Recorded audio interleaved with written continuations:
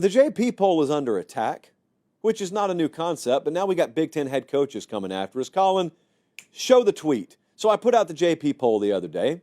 The end of the season JP poll, might I add, which longtime viewers of the show or anyone who reads the disclaimer will know, is based on neutral field favorability. It's not about merit. It's not about your win-loss record. It's not about rankings at all. It's who would be favored against who if you played a football game today. Brett Bielema did not take the time to educate himself on that. And so he put 2 clown emojis up, and he retweeted it, and he said, I thought today was January 22nd. April 1st must have came early this year. We beat number 10, and we're still outside the top 25. Well, Coach, not in rankings you're not. And if I put out rankings, you wouldn't be either. I actually was pretty high on Illinois at the end of the year. I'd probably have you top 20, top 15. But here's the situation. That is not the purpose of that poll. Josh, why do you call it a poll? Because I want to, and it sounds catchy. Well, Josh, what is the purpose of it? Well, it's included in the video that I tag every single week when we post it on Twitter. But I'll explain it for you once more. It's very simple. Who would be favored against who on a neutral field if you played tomorrow? But we already played South Carolina.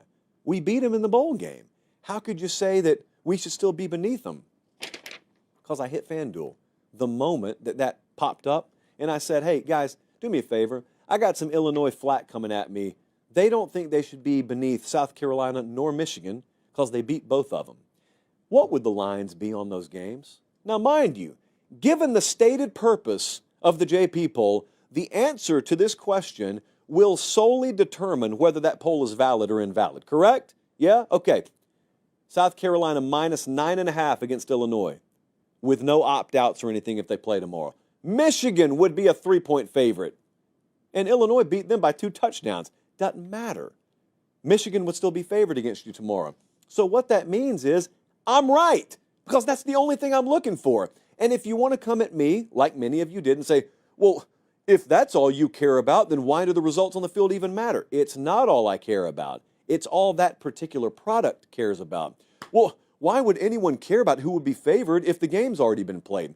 For futuristic predictive purposes, for a different method of rating teams, a different data point, a different tool, if you will. Because believe it or not, the better football team doesn't always win a football game. The more deserving team does, but the better team doesn't. I saw Rob Bowen, friend of the program earlier today, make a really good case for that. He said if the better team always won a game, it would be the most boring sport in the world. So I am a full believer in merit. You will never, ever, ever, ever hear me say that we should take this kind of power rating and use that in lieu of playoff rankings. Of course you shouldn't.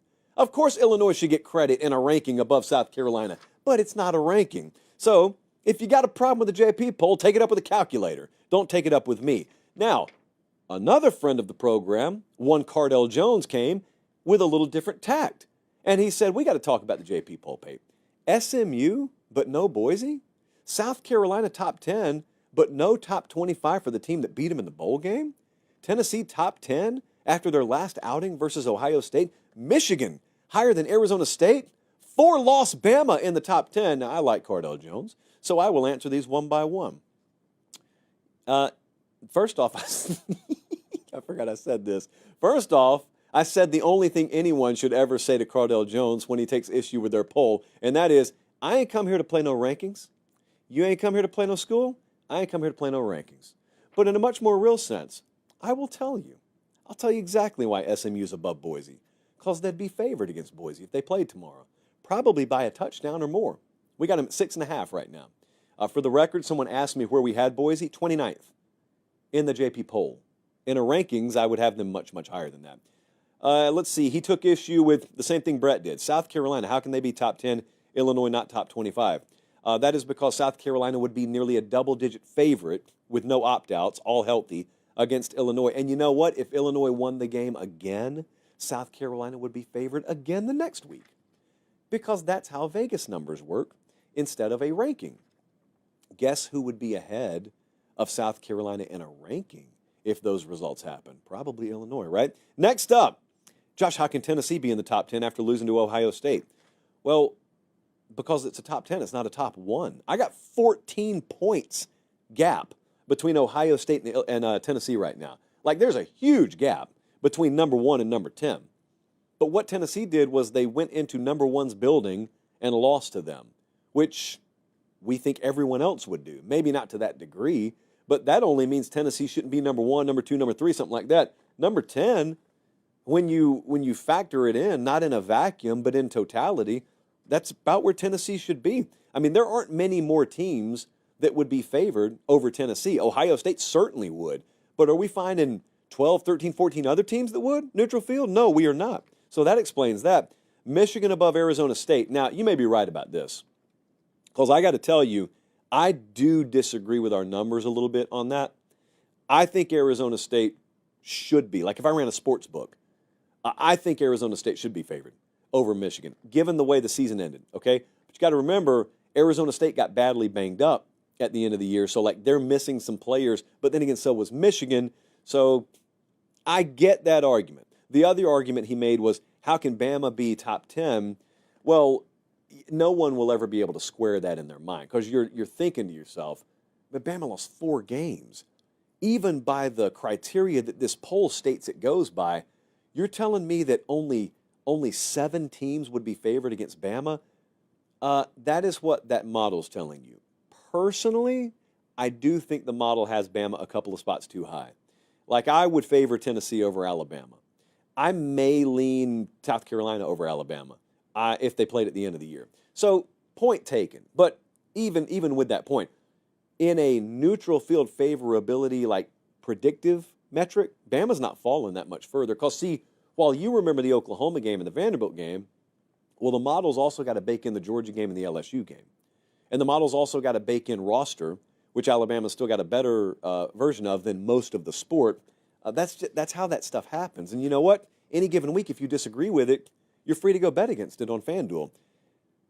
I had many people saying I should change the name. No, I'm not going to. But Josh, it confuses people. Don't you want to avoid this trouble every week? I don't care about the trouble. I'm fine with it. It's no trouble to me to just post that same video every week that explains what the thing is. Why do you call it a poll? I'll tell you why. Because JP Power Rating's not as catchy. I grew up on something called the AP poll. Something as simple as changing the first letter to coincide with my name to be the title of a new product we debuted was a little too easy and too obvious for me to overlook. So we're going to keep calling it the JP poll, even though there's only one voter on it, and that is this model. And if you don't like it, you are free to not engage in it. Which brings me to my last point. Colin and Jesse, it's happened again. We've been accused of engagement farming. This could not be. JP poll could not actually be a model that spits out teams in order of neutral field favorability, because people disagree with it. And what has the internet taught us? If you disagree with anything in 2025, it cannot be that someone honestly has a different opinion than you. It's got to be clickbait or engagement farming. Most oftentimes, the people who make those accusations have the least grasp of how search engine optimization actually works out of anyone, but I'll entertain this.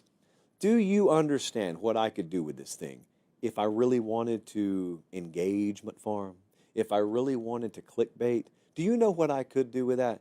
You have any idea how lit on fire we could make the college football portion of the internet if our main focus was engagement farming?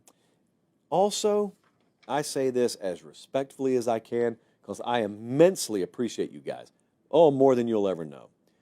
We don't need to partake in that. We do just fine on our own, as is. I promise you. We're not hurting for engagement. We do just fine as is. So when I tell you that that product is neutral field favorability, just to give you a little different prism through which to view teams, it's a product of neutral field favorability to give you a little different look at teams. That's what it is. And again, this remains a free country, which allows you to not look at it if you don't like it.